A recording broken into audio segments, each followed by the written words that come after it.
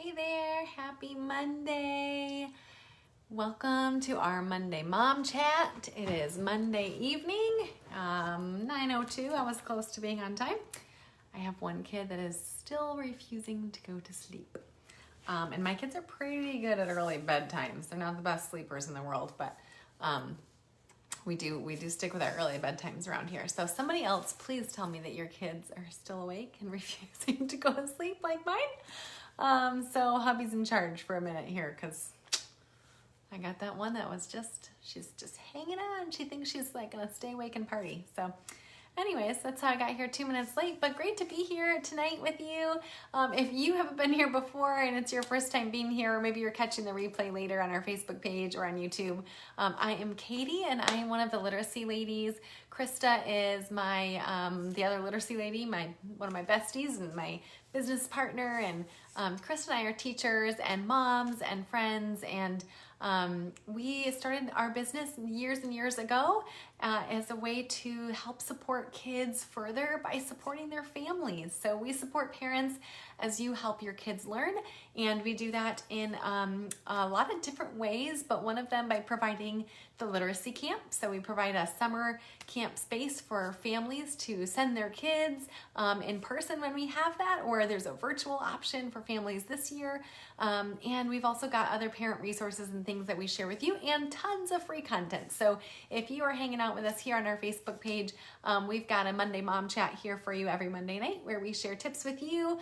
We do not know everything, of course. We love to learn from our community that hangs out with us here too, but as teachers who have spent time really digging deep as reading specialists into what we believe helps kids the most in the area of reading and literacy, and then seeing how that has impacted our parenting, we want to just be able to share ideas with you and strategies to help you help your kids learn. And it truly takes a village. We just want to be a part of yours. So come hang out with us every Monday here. We'll share tips with you. Our blog also has lots and lots of resources for families. And if you have not picked up our free parent guide, we do have a free parent guide. It's called 9 Steps to Keep Your Kids Busy and Learning While You Work. Or it's perfect for those of you maybe that are stay-at-home moms or homeschool families, or whatever kind of, the abundance of situations everybody's got going on. It's truly just all of our best tips to get your kids learning independently that we threw into one beautiful, I say threw, but Krista made it look all fabulous, 9-page guide that you can just print off, have on your fridge, ready to go. It is filled with ideas that you can use all summer long or all year round to help your kids learn. And that's the best place to kind of gather all of our tips for free in one spot. So you can get that at theliteracyladies.net. I'll put a link to it in the comments or the description here as well. And yeah, you can find it pretty easily on our website. You can also find it easily. We share it often in our Facebook group. So if you're not a part of our Facebook group already, that's another great place that we hang out with parents to share ideas with each other. And it's a really fun, great community of other moms sharing ideas there often as well. So you can find that if you just type in the Literacy Ladies for Parents of Elementary Kids. You can find that Facebook group and come join us there too. So anyways, that's a bit of us in a nutshell, but thanks for being here. Hey, if you are here or even watching later on the replay, will you say hello in the comments and share with us, what is the weather like where you are? We have had the craziest, weirdest Michigan weather around here. We've had like tornado warnings and rain, and then super hot and sunny. So just for fun, say hi in the comments. Tell us what's the weather like in your area. Tonight for our Monday Mom Chat, if you've read the description, we're going to share some book ideas with you. We're here tonight to share a summer reading list. We have shared many of those if you're like, wait, did they do that already? But again, we have been sharing them in lots of different ways to be as helpful as possible to lots of different families. So we've got a first grade summer reading list, a kindergarten summer reading list if you haven't grabbed that already, a general elementary summer reading list. And tonight I'm going to share with you summer reading lists that we've organized by genre for you. So why did we do that? Lots of different reasons, but it's really interesting if you are trying to encourage a reluctant reader, or even get kids that you already have that love reading to kind of just keep going to that next level, to think about what kind of books they are reading. And so it's interesting to reflect on what kind of books do you have in your house? What kind of books do you regularly check out from the library? Or what kind of books do you feel like are missing? And maybe even think about how to expose our kids to all kinds of different genres, and they might find something that they love that they didn't know they loved before. And if you've got a kiddo that is just, in love with nonfiction books, and you just want to check out those nonfiction books in the library every time, we are totally cool with that too, because we want to just get kids reading, because we really believe that's going to make an impact for them. So for lots of different reasons, we've got a reading list laid out for you. Perfect summer reading list. We picked out books specifically we thought you would love for summertime, and then we organized it by genre. I'll tell you what genres they're organized in just so you know when you look at it. But we've organized them specifically by fiction stories. I know, like there's a billion of those, but fiction stories that encourage a love for reading. That's our thing. And so we purposely pulled out fiction books that are going to help your kids grow or develop a love for reading. We've got a list of books there.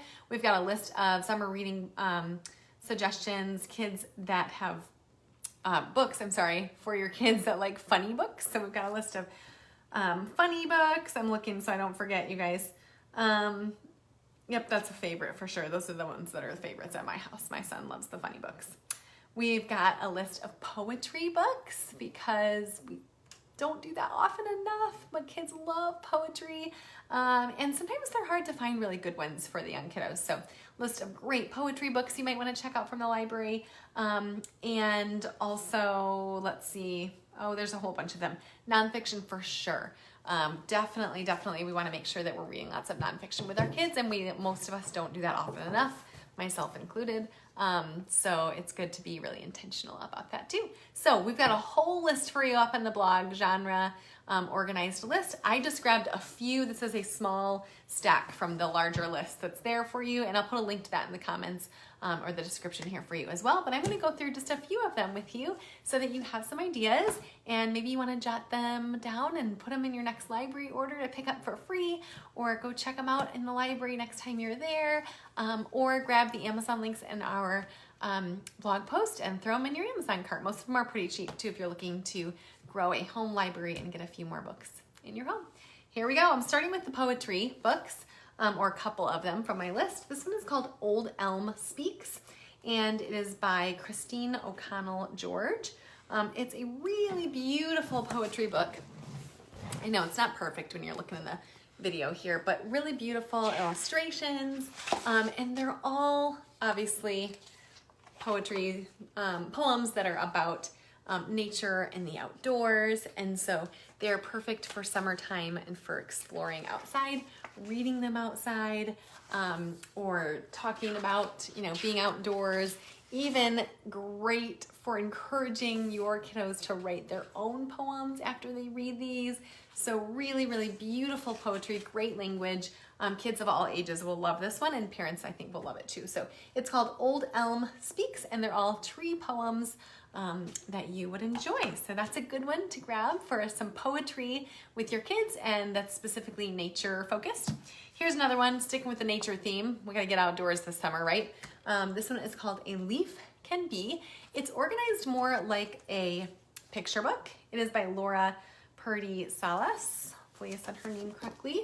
So it's written more, it reads kind of more like a picture book, a format that your kiddos are going to be familiar with, but again, really beautiful language in here, and a lot of opportunities for kids to think about vocabulary, because it's talking about all the different things that a leaf can be. A leaf can be a mouth filler, and you can see the giraffe, it's eating the leaves there, or a ground warmer, and then you can have conversation about the leaves that have fallen and are on the ground. So those are just some examples, but really great fun language in here, and great little figurative language lesson that you can have with that one. A Leaf Can Be, that's a fun, easy one. All right, I think, one more poetry book I have here. This one's called A Pocket Full of Poems, and that one is by Nikki Grimes. There's some really great summer poems in here as well, or this one's a spring poem, but they're all like separate poems in there as well. It's a poetry collection, similar to this first one that is a poetry collection as well. So Nikki Grimes' A Pocket Full of Poems. That's one that you'll want to check out from the library as well. All right, I'm going to move into a small stack that I have for you that are nonfiction books. So just a couple actually that I have here. There's a larger list on the blog, but a couple nonfiction books. Again, nature. We know you want to be outside this summer. Tell Me Tree. This is a really fun one. Tell Me Tree, especially for kiddos that are really interested in nature or in nonfiction. It says all about trees for kids. It's by Gail Gibbons. Gail Gibbons, if you don't know her as an author, is like the best author for children's books, nonfiction, like nonfiction children's books. She's got them all. So this one is set up, you can see it really can teach your kids so many different things about nonfiction with like the labels and captions and really great illustrations. And so it's a great nonfiction book of all kinds of different trees. So you could read this book together, go out and look for the different leaves, different trees, see if you can identify them. You could go on a hike. There's a world of different activities you could do with this book, or you could just read it. I mean, you don't have to make things complicated, parents, right? Some of you are like, I don't want to plan all those things. Just read the book. That's cool too. But it's a really great nonfiction read called Tell Me Tree by Gail Gibbons. Here's my next nonfiction one. My kiddos love this one, even my littlest one, because she loves the pictures. It's called Elephants, Amazing Animals, Elephants. It's a Scholastic book, and this one is by Kate Riggs, and this one has all real photographs. So it's interesting to have the conversation, if you haven't, with your kiddos when you're looking at nonfiction books, between illustrations and photographs. A lot of times our kids use those words interchangeably when they're looking at books, and that's something like little teacher tip that teachers help students to recognize when they're looking at nonfiction, the difference between photographs, so real photographs, and illustrations. So this is a nonfiction book that's filled with real photographs, and they are beautiful photographs and really great nonfiction text. Mine's falling apart. It's well loved. That's what I call it. When the books have just been used so much, the pages are falling right out. But this is definitely one that you'll want to check out from the library, or throw in your Amazon cart. This is the cheap one, I think. So it is Amazing Animals, Elephants by Kate Riggs. If you're typing this one into Amazon, well, you can grab the link from our blog, or your library order. There are like a billion books titled Elephants, so you'll want to grab that author named Kate Riggs to make sure that you get this one, because it's really good. All right, I'm gonna go into, let's see, I'll do this one quickly. This is on our list of books that help kids to love reading or to get excited about library, and I know we've talked about this one before. So Library Lion is one of our favorites, and that one is by Michelle Knudsen, and about a lion that visits the library. It's just absolutely adorable and lovely in all the ways, but I know we've talked about it a lot, so that one's on our list. Library Lion, if you haven't gotten that one yet, you're gonna wanna do that. And these are my funny books. So 2 books that are on my funny book list that are gonna make your kids giggle. And actually another one I don't have here that I should tell you about too, making your kids giggle, is the book with no pictures. If you haven't done that one before, that one is really funny. Kids will like roll with laughter over that one. And then I think our list actually says Diary of a Spider, but the one I had at my house that I just grabbed was Diary of a Worm. And that is by, oh my goodness, Doreen Cronin. So Diary of a Worm, they are, all these books, Diary of a Worm, Diary of a Spider, I think there are several of them.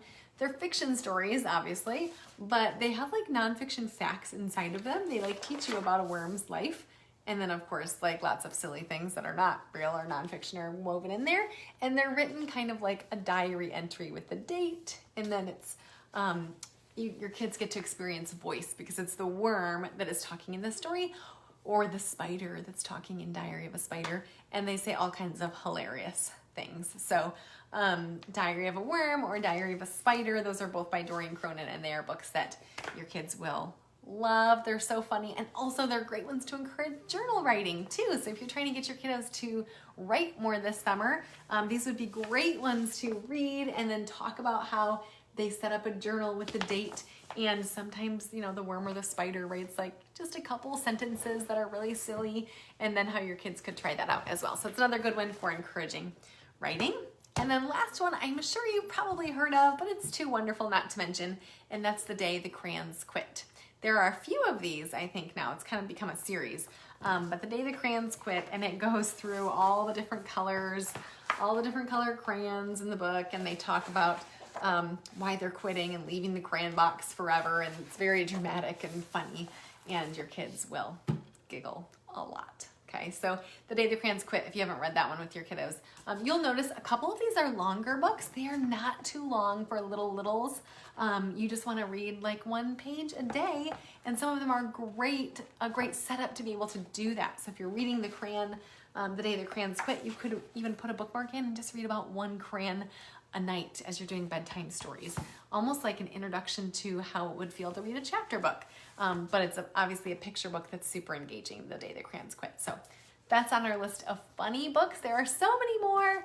I'll make sure that I put a link in the comments here to the blog post that details all of our best summer read-alouds or reading list books to put on your list to read with your kids. And those are all listed in the blog. So you don't have to remember. Hopefully you didn't take notes. You can just go right to that blog. I'll put the link in and you can grab them all there. So I hope you found a couple that you will enjoy. I see a couple people hopping on now, so you guys watch the replay. I shared several books that I think you're gonna love. And again, you can grab them at the link in the blog post as well. All right, hey, that's it for my list of books to share with you tonight. If you haven't signed up for Virtual Literacy Camp yet, make sure that you do that. We've got a whole nother list of books that we have handpicked to read to your kids. So as I was just sharing all of these fun ideas for how you can grab the good books, read them to your kids, do the fun activities and the nature walks and all the things that I just shared with you. Those are great ideas, and we hope you do them all if it's helpful to you. But we also want to do some of that stuff for you because we know your hands are already full. So go sign up for Virtual Literacy Camp, and we're going to give the reading lessons, the writing lessons, an entire week's worth of content, you guys, that's planned out for you. It is not sit in front of a screen consumption. That's not what Virtual Literacy Camp is. We're going to give you breakfast ideas, lunch ideas, snack ideas that are all planned out, fun things, ways for you to engage in learning with your kids, printable activities for your kids to work on independently. After their reading and writing lessons, they're encouraged to then go read and write independently with real books and write with real authentic purpose. So those video lessons are great introductions to then the real learning and also more learning that comes after it. So Virtual Literacy Camp is sold per household. So if you've got several kiddos, it's designed for K through 5th. They're all gonna love it. It's designed to be differentiated and to be shared among the household. So you just grab one, your whole household gets to use it. Let us know if you have any questions. You can find all that information on literacyLadies.net as well. And we hope to see some of your kids this summer at Virtual Literacy Camp. It's live. It's already up and live. So we have families that are doing it and loving it and enjoying it. So if you go purchase it today, it'll be in your inbox in 10 minutes and you can use it tomorrow. So, all right, have a wonderful evening and happy reading.